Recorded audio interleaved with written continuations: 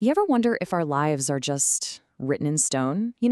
Is our destiny some set path we have to walk, or is it something we actually build with every single choice we make?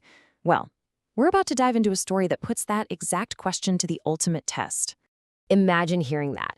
And not from just anybody, but from a really famous fortune teller whose predictions were known for being scarily accurate. This was the grim future told to a young man named Wong Tai Hi. No, seriously, think about it for a second. If you really believed this was your unchangeable future, how would you live out the rest of your days? Would you just give up, or would you do something totally different? To really get the weight of these words, you need to know a little about Wong Tai Hi. His life was already pretty tragic. He was orphaned as a kid, and then he had to watch his own relatives steal his inheritance, leaving him with pretty much nothing but the house he lived in. And here's the thing that made this prophecy so terrifyingly believable. The fortune teller, a guy named Han Ling, didn't just guess the future. He perfectly laid out Wong Tai Hi's entire miserable past, losing his parents, his money, even a failed attempt to learn martial arts to get revenge. I mean, when someone knows your past that well, it's almost impossible not to believe what they say about your future. So, believing he had absolutely nothing left to lose, Wong Tai Hi just accepted it. He accepted his fate. But on his way to break off his own engagement, to spare his fiancée from his cursed life, he's about to face a series of choices that will show who he really is deep down. Okay, so picture this. He's walking through a forest and finds a box just stuffed with jewels and gold. Now, for a man who's been told he's going to die poor, this should be a miracle, right? But his thinking was, well, tragically pure. He thought, if I'm going to die soon anyway, what good is this treasure to me? But to whoever lost it, it must be their whole world. So he didn't just leave it. He waited until a frantic young man showed up who was about to take his own life over the loss, and he returned every last bit of it without asking for anything in return. And then his character gets tested again. He gets caught in his massive storm and finds a tiny, abandoned temple for shelter. But there's already a young woman inside. So to avoid even a hint of gossip and to protect her reputation, he spends the entire night outside in the freezing rain, with just the roof's edge for cover. Just an incredible act of decency, with zero expectation of getting anything back for it. But his final act of selflessness might just be the greatest of all. He gets to his fiancée's home, not to marry her, but to set her free. He tells her family all about his doomed fortune and insists they break the engagement because he truly believes it's the only kind thing to do. He was ready to face his dark destiny completely alone, just to protect the person he loved. But this is where the story just flips on its head.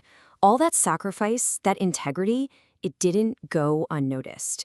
It seems like the universe was paying attention, and the ending to his story was about to get a major rewrite. Instead of letting him break the engagement, his fiancée's father was so blown away by Wong Tai Hi's character that he insisted the wedding happen right away. And from that moment on, everything changed. The prophecy didn't just fizzle out, it was turned completely upside down. Not long after the wedding, these strange lights start appearing near a wall in his house, so he has it dug up. And what does he find? An absolutely mind-boggling fortune, 3 million taels of gold. Overnight, the man who was supposed to starve to death becomes the richest person in the entire city, and he goes on to live a long, happy life with the very woman he tried to leave behind. So this brings us to the big mystery, right? Han Ling, the fortune teller, was spot on about the past. So how could he have been so catastrophically wrong about the future? Was the prophecy just flawed from the start? Or did Wong Tai Hi, through his own actions, somehow manage to rewrite his own destiny? Wong Tai Hi himself was completely baffled by all this. He became this huge philanthropist, giving away money to anyone who needed it, well, except for monks. His faith in all that prophecy stuff was totally shattered. But then one day, a wise monk named Ji Gong shows up and leaves him a message that, well, explains everything.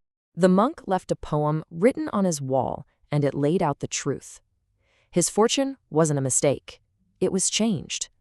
The names in the poem, Su Xing and Yi Young, that was the young man he returned the treasure to and the woman he protected from the rain. His good deeds, done with absolutely no thought of reward, had actually generated enough power to completely alter his fate. At its core, this whole story is really a clash between two huge ideas. In Thai philosophy, you can think of it as the difference between duong, which is your fortune, kind of like the path that's given to you, and kam, or karma, which is the path you create with your own actions. Wong Tai Hi was handed a path of misfortune, but through his karma, he built a brand new one. And this isn't just some one-off idea. It's a theme you see again and again in these traditional fables. You've got the story of Wu Meng, a son so devoted he'd let mosquitoes bite him just so they wouldn't bother his father, an act that was said to earn him great wisdom. Or Huang Tingjin, an official whose rock-solid integrity got him through a wrongful exile and helped him defeat his enemies. In every single story, the message is clear. Your character is what shapes your destiny. So why does any of this ancient wisdom matter to us, right here, right now? Well, the story of Wong Tai Hi isn't just some old tale. It's a really powerful metaphor for the control we actually have over our own lives. Look, we can spend all our time worrying about what the future might hold for us, what's in the cards, or we can focus on the one thing we can actually control, what we do right now.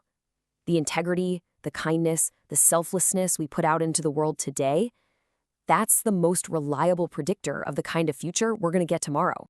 So I'll just leave you with this question. Forget about prophecies and destiny for a minute. Just look at the choices you're making, the things you're doing, especially when you think no one's watching. What kind of karma are you creating? And what kind of future are you writing for yourself right now, today?